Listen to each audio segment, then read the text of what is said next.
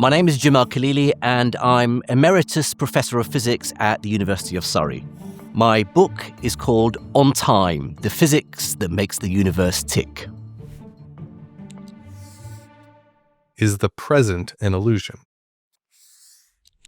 Even in Einstein's special theory of relativity, we can appreciate that the concept of a now, an absolute universal present moment, simply doesn't make sense.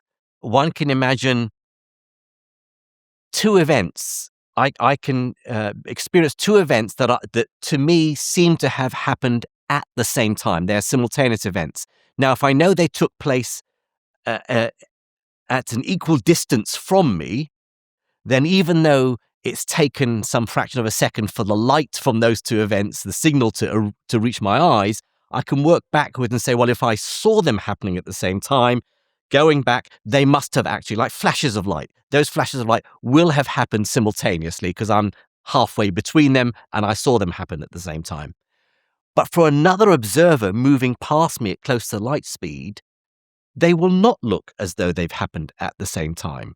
And this is something that generations of physics students have to learn, something called the relativity of simultaneity, which very clearly shows that what one observer regards as now, as two events happening at some moment in time that they say is happened now, another observer will disagree, say, no, one event happened before the other.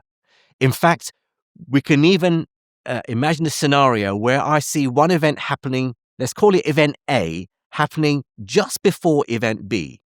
For another observer moving very fast relative to me, they may see event B happening before event A. So where is now if our past and future are mixed up? Now, of course, we can't, what we're forbidden from doing is something called the violation of causality. So if event A was the cause of event B, then no one can see B happening before A. You know, if event A is me shooting a gun and event B is someone being shot and falling down, you're not going to see them being shot before I fired the gun, because you can imagine them then stopping me from firing the gun even though they've already been shot. I know that's a rather violent example. I don't tend to use violent examples in physics, but there we go. That might illustrate it. But the fact is, if one event can affect the other, then there is an order that you can't mess with. Cause has to come before effect. But if those two events are far enough apart and close enough in time such that there's not enough time for a light signal to transfer between them, then we say they are not causally connected. And in physics, we talk about them as being space-like separated. So in that case, events A and B can have their order fuzzy. Someone can see A before B, someone else can see B before A. And once you realize this, you realize you cannot pinpoint a universal present moment if we can switch past and future around. So that present moment becomes rather fuzzy, according to relativity theory.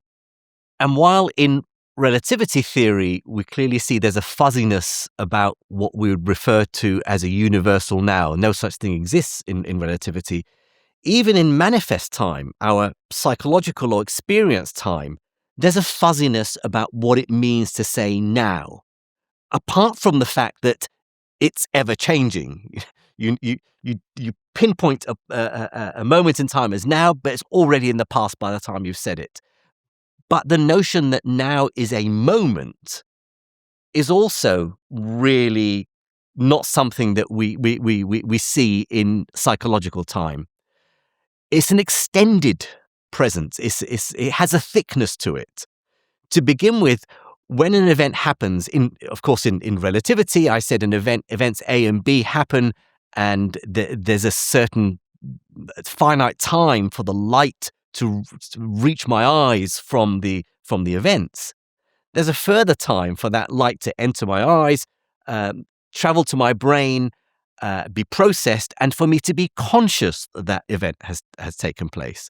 So there's what's called perceptual latency, a delay between an event happening and us being conscious of it. And that can be anything from, up to like a third or more of a second later. So when is it that we should regard something as happening? When it's happened or when we're conscious of it? There's already that fuzziness there. But let's say that's the moment that something happens. What about when does and the now start for us? Well, again, it's rather fuzzy. An example is how we appreciate a piece of music. We don't just hear one note at a time that replaces the previous note because that's gone and it's in our past. No, we experience music as a continuum. And the way we do this is through what's called episodic memories. We are storing memories of events in our brain that are then stitched together in a continuum so that it's not just the present moment note that we are conscious of.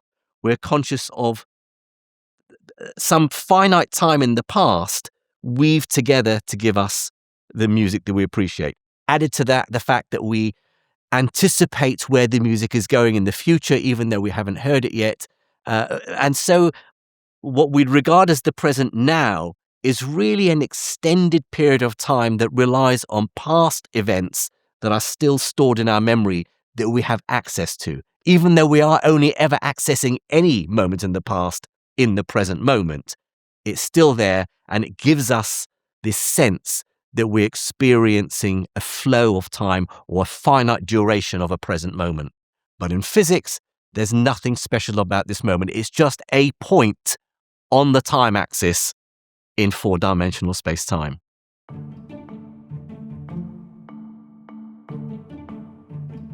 Want to support the channel? Join the Big Think members community where you get access to videos early, ad-free.